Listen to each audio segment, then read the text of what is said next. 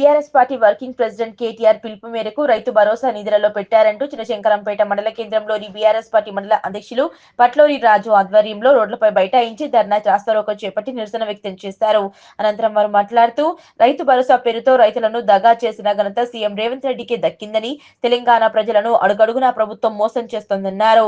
రైతు భరోసా పథకం కింద ఇస్తానన్న 15,000 దేవుడుగో అసలు 12,000 ఇస్తారా అనే ఆందోళనలో రైతులు ఉన్నారని, వరంగల్ డిక్లరేషన్ సభలో కాంగ్రెస్ పార్టీ మేనిఫెస్టోలో రైతులకు ఎకరానికి 15,000 రూపాయలు కాంగ్రెస్ పార్టీ అధికారంలోకి రాగానే ఇస్తానని స్వయంగా రాహుల్ గాంధీ వారి ప్రసంగంలో చెప్పడం జరిగిందని, తమ కాంగ్రెస్ పార్టీ అగ్ర నాయకుడే మాట తప్పితే మరి 6 గ్యారెంటీల సంగతేంటని ప్రశ్నించారు. 2 లక్షల రూపాయల వరకు ఇంకా రుణమాఫీ కాని రైతులు ఉన్నారని, అలాగే 4వ విడత లిస్టులో పేర్లు వచ్చిన రైతులకు బ్యాంకులలో ఇంకా డబ్బులు జమ చేయలేదని, వెంటనే ఆ రూపాయలను జమ చేయాలని ప్రభుత్వాన్ని డిమాండ్ చేశారు. అధికారంలోకి రాకముందు అడ్డగోలు హామీలను ఇచ్చి అధికారంలోకి వచ్చాక మాట తప్పడం సరికాదని, రాబోయే కాలంలో ప్రజలే కాంగ్రెస్ పార్టీకి తగిన గుణపాఠం చెప్తారన్నారు. కాంగ్రెస్ పార్టీ 6 గ్యారెంటీలు 420 హామీలు నెరవేర్చేదాకా ప్రజల తరపున రైతుల పక్షాన బీఆర్ఎస్ పార్టీ పోరాడుతూనే ఉంటుందని హెచ్చరించారు. ఈ కార్యక్రమంలో బీఆర్ఎస్ పార్టీ మండల అధ్యక్షులు మరియు మండల నాయకులు, విద్యార్థి యువజన విభాగం నాయకులు, కార్యకర్తలు పాల్గొన్నారు.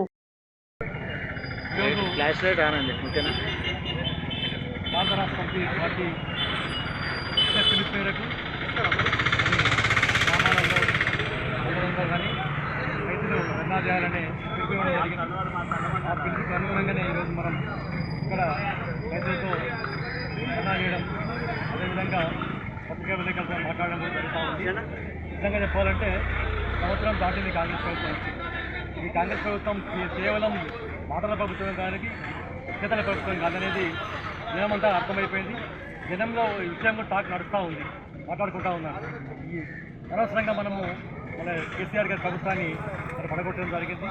ఈ రేవంత్ రెడ్డి మాటలు పట్టుకొని ఆయన మాట్లాడినటువంటి మాటలు విని మనం ఈరోజు మంచి ప్రభుత్వాన్ని దూరం చేసుకున్నాం.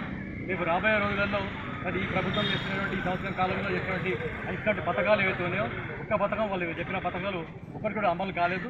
ముఖ్యంగా రైతుల విషయంలో చూసినట్టయితే రైతులకు ఇస్తానటువంటి రైతు బంధు విషయంలో మరి ఆనాడు వరంగల్లో చేసిన డిక్లరేషన్లో మరి 7,000 సంవత్సరానికి 15,000 రూపాయలు చొప్పున సాగు కబురు సలహా చెప్పినట్టు సీఎం రేవంత్ రెడ్డి గారు ముష్టి 10,000 అయిందా, మేము 15 ఇస్తామని నరికిన పెద్ద మనిషి నిన్న సాగు కబురు సల్లగా చెప్పి 12,000 ఇస్తామని చెప్పేసి అది కూడా ఎంతమందికి ఇస్తాడు, ఎన్ని ఎకరాలకు ఇస్తాడు అనేది కూడా క్లారిటీ లేదు. ఎప్పటి నుంచి ఇస్తాడు?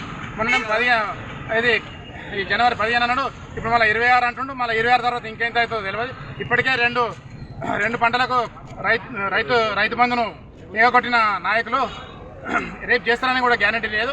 అంతేకాదు 2 లక్షల పైన ఉన్నటువంటి రుణాలను కూడా 2 లక్షల పైన ఉన్నటువంటి రుణాలు కూడా అన్ని మాఫీ చేస్తామని చెప్పడం జరిగింది.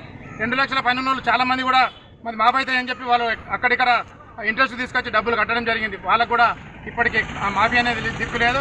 అది అవుతుందో కాదో గ్యారెంటీ లేదు. 2 లక్షల పైన ఉన్నాయి కానీ 2 లక్షల వరకు ఉన్నటువంటి అందరికీ కూడా వెంటనే 2 లక్షల వరకు వేసి రుణమాఫీ చేయాలి. అంతేకాదు వాళ్ళు ఏదైతే కాంగ్రెస్ పార్టీ ఎన్నికల ముందు వాగ్దానం చేసినటువంటి 15,000 ఏదైతే రైతు భరోసా ఈ రైతు బంధుని మార్చి రైతు భరోసా ఇస్తామని ఏదైతే చెప్పారో అది ఖచ్చితంగా వెంటనే గత 2 పంటలు ప్లస్ ఈ పంట 3 పంటలు కలిపి కూడా ఎకరాకు 15,000 చొప్పున ఖచ్చితంగా అయ్యాలి. లేకపోతే ప్రజలకు ఇప్పటికే చాలా మోసం చేసిండు. ఆయన చేసినటువంటి ప్రజా వ్యతిరేక విధానాల వల్ల మొత్తం అన్ని వ్యవస్థలు కూడా దెబ్బతిన్నాయి. అన్ని బిజినెస్ కూడా దెబ్బతిన్నాయి. ప్రతిది కూడా ఏది కూడా రాష్ట్రంలో కానీ మన ప్రాంతంలో ఏది కూడా మనీ రొటేషన్ కాక పూర్తిగా వ్యవస్థలన్నీ నాశనం పట్టించినటువంటి ఘనత కేవలం రేవంత్ రెడ్డి గారికే దక్కుతుంది. అంతేకాదు కింది స్థాయి నాయకుల నుంచి పై స్థాయి నాయకులు కూడా చాలా వరకు అద్దుమీరిన మాటలు మాట్లాడుతారు. పని దగ్గర చూపించండి, పని దగ్గర చూపించి పనితనం చూపించండి. ఏదైతే 6 గ్యారెంటీలు చేసిరో మహిళలకు 25,000 ఇస్తామన్నారు. ఏమైంది? మహిళలకు ఆటో డ్రైవర్లను ఆదుకోవడమని చెప్పి అది ఎటువైంది? తర్వాత 6,000 స్కూటీ ఇస్తామన్నారు. అది ఎటువైంది? 4,000 పెన్షన్ ఇస్తామన్నారు ముసలులకు, వీళ్ళకు భర్తలు చనిపోయిన వాళ్ళు. అది ఎటువైంది? వికలాంగులకు 6,000 పెన్షన్ ఇస్తామన్నమాట. అది ఎటువైంది? తులం బంగారం కళ్యాణ లక్ష్మి గదేందా మేము 1,00,000 కాదు, మేము వస్తే 1,00,000తో పాటు తులం బంగారం ఇస్తామన్నారు. అది ఎటువైంది? ఈ ఏకుడు పీకుడు అంతా ఎక్కడ పోయింది? దయచేసి